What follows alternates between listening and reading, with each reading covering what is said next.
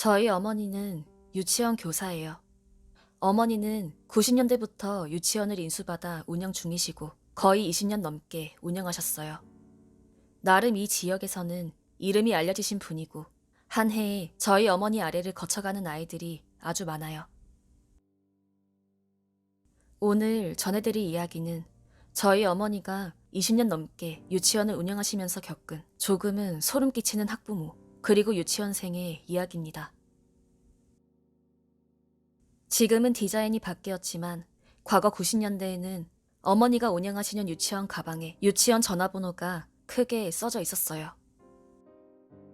그리고 어디 어디 유치원이라고 글자도 크게 나와 있었고요. 그게 미아 방지용인데 핸드폰이 없던 시절이라 만약 그 아이가 유치원에서 무슨 일이 생겨 미아가 되었을 경우 혹시나 행인이나 경찰관이 아이를 발견하고 신고하기 위한 용이죠. 아무튼 거기에 얽힌 조금은 섬찟한 사고가 있었어요. 당시는 90년대 후반. 어머니가 운영하시는 유치원에는 철수라는 애가 있었어요. 일단 철수라는 애는 조금 난폭한 애였는데 다른 원생을 괴롭히거나 어디서 들었는지 모를 욕을 막 해대서 엄마를 비롯한 다른 교사들도 싫어했죠.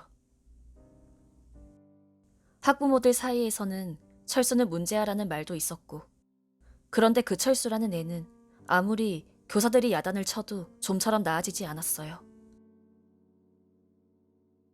그러다가 어머니는 참다 학부모에게 전화를 걸었죠. 그런데 철수 아버지라는 분은 낮에 전화를 하니까 엄청 귀찮다는 식으로 받더래요. 그것도 나 지금 자다 깨서 졸리니까 전화 나중에 걸어라 라면서 일방적으로 끊기까지 했어요. 솔직히 이쯤 되니까 어머니는 거의 멘붕 수준까지 왔지만 조금 시간을 뒀다가 저녁에 다시 전화를 거니까 그때는 전화를 받더래요.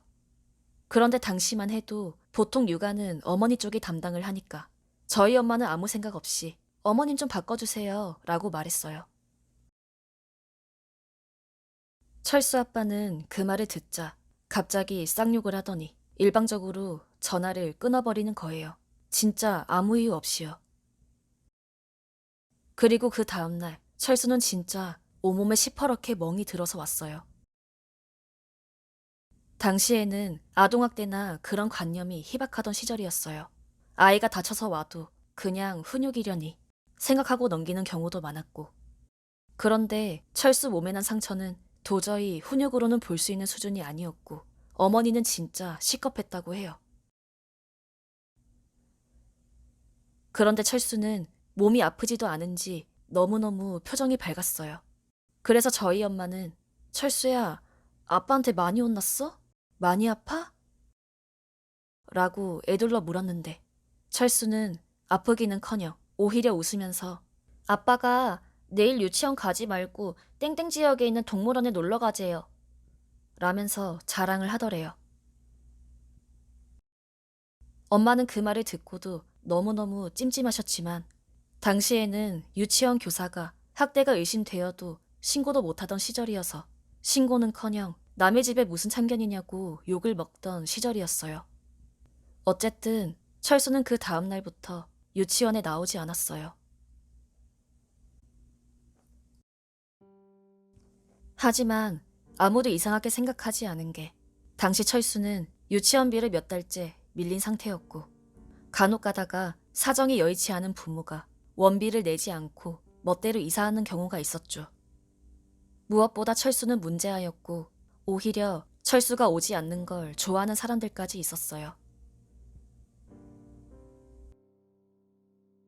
하지만 저희 엄마는 너무 불안해서 어쩔 수가 없었는데 왜냐하면 철수가 말해준 지역에는 동물원이라는 게 아예 없었거든요.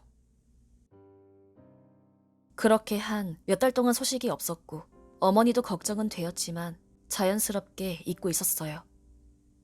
그런데 어느 날 경찰서에서 연락이 온 거예요. 지금 땡땡 지역에 있는 저수지에서 동반 자살한 시체를 발견했는데 너무 훼손이 많이 되어서 신원을 확인하기 어렵다. 그런데 시체가 메고 있는 가방에 이 유치원 이름이랑 전화번호가 있었다고요. 엄마는 바로 직감했죠. 바로 그건 철수였어요. 혹시 IMF를 다들 기억하시나요?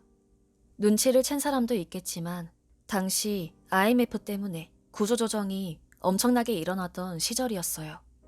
하루아침에 실업자가 된 사람이 세상을 떠나는 경우도 흔했고 철수 아버지도 마찬가지였어요. 실업자가 되면서 아내는 집을 나가고 어린 아들만 있는 상황. 그리고 그 아들에게 온갖 화풀이를 다한 거죠. 그러다가 결국은 돌이킬 수 없는 선택을 했는데 이 사람이 자기 어린 아들도 멋대로 데리고 간 거예요. 그런데 차마 아들에게 죽으러 가자는 말을 못하고 동물원을 가자고 꼬셔 데리고 간 거였어요. 아무것도 모르는 아이는 너무 신나서 평소 아끼던 유치원 가방을 메고 따라간 거고요.